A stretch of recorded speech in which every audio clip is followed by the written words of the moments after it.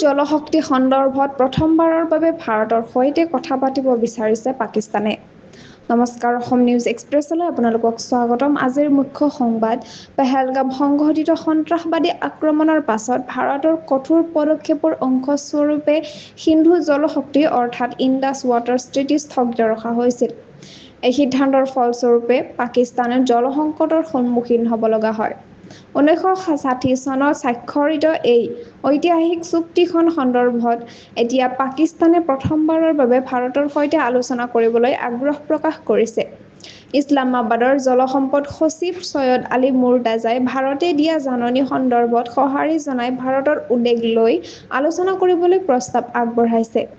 ভাৰতীয় চৰকাৰে ইতিমধ্যে 2023 আৰু 2024 চনত দুবাৰকৈ পাকিস্তানলৈ জাননী প্ৰেৰণ কৰিছিল সন্ধিৰ পৰ্যালোচনা আৰু সংশোধনীৰ দাবীত, কিন্তু তেতিয়া পাকিস্তানে কোনো উত্তৰ দিয়া নাছিল। 22 এপ্ৰিলত পেহেলগাম আক্ৰমণৰ পাছত ভাৰতত ক্ষোভৰ সজুল বিস্ফোৰিত হয় আৰু অপাৰেচন সিন্দুৰৰ জৰিয়তে ভাৰতে সীমান্ত পাৰ কৰি ক্ৰমাগত সন্ত্ৰাসবাদীৰ বিৰুদ্ধে কাৰ্যপথ গ্ৰহণ কৰে।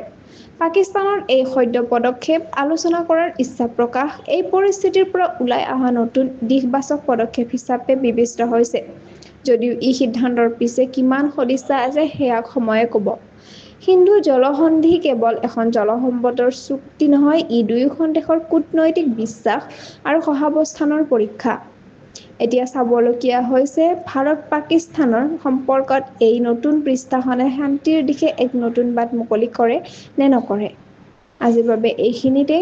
জড়িত হৈ থাকক অসম নিউজ এক্সপ্ৰেছ চেনেলটোৰ লগত। চেনেলটো লাইক, কমেণ্ট, শ্বেয়াৰ, ছাবস্ক্ৰাইব কৰিবলৈ নাপাহৰিব। লগতে কাষতে থকা বেল আইকনটো দবাবলৈ নাপাহৰিব। ধন্যবাদ।